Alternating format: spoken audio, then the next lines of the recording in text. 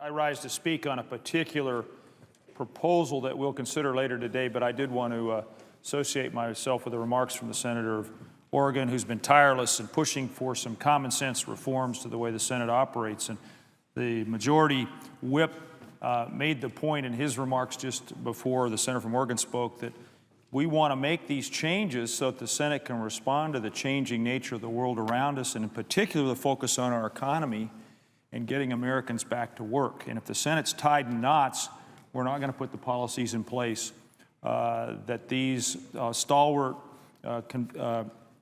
committed senators, including the senator from Iowa, Mr. Harkin, and the senator from New Mexico, Mr. Udall, have so compellingly presented before us. With that, Mr. President, let me just briefly, because I know there are others who want to speak as well, speak to the proposal that I have introduced that would bring us a step closer to fixing some of the redundancies in the rules that slow down our progress here, and I think ultimately make not just our constituents in our individual states frustrated, but Americans all across our country. Put simply, this proposal would encourage senators to file their amendments 72 hours in advance of a vote to ensure that we all have a chance to review that amendment. But then it would also discourage the practice of delaying a final vote by calling for an out-loud reading of the amendment.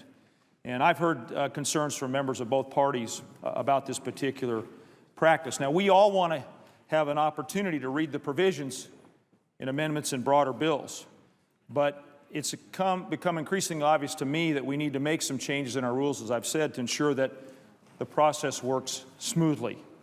So what would my proposal do? Well, it would encourage senators to file amendments 72 hours in advance, and it would prevent any senator from creating a logjam on the Senate floor by forcing the text of that amendment to be read aloud if it's made available in advance.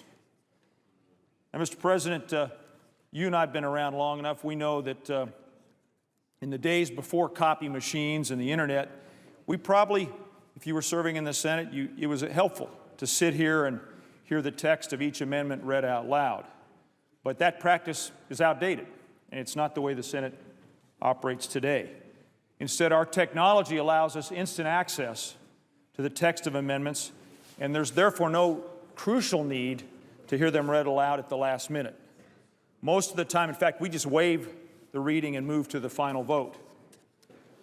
When a full reading, however, has been forced, it largely brings this place to a halt, as Senator Durbin pointed out earlier. And the effect's been to tie the Senate in knots, and then it creates a spectacle when the hardworking clerks that actually are the people that make the Senate run, they have to stand here and read amendments, sometimes for hours, to an empty chamber. That said, there have been cases in which one party believes that the text of a rather large amendment has been withheld from them in order to deny them adequate time to review it. I don't want to take away that power from the minority party to reasonably voice their opinions on the floor to get the information they need, which is why my proposal is a balanced way of fixing the Senate rules.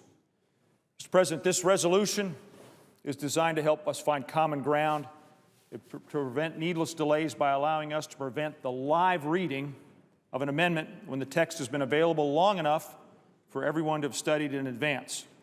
So instead of allowing an individual senator to put the Senate on hold literally for hours by forcing an amendment to be read, a simple majority of senators would be able to collectively vote to dispense with the reading, provided that it was filed on time.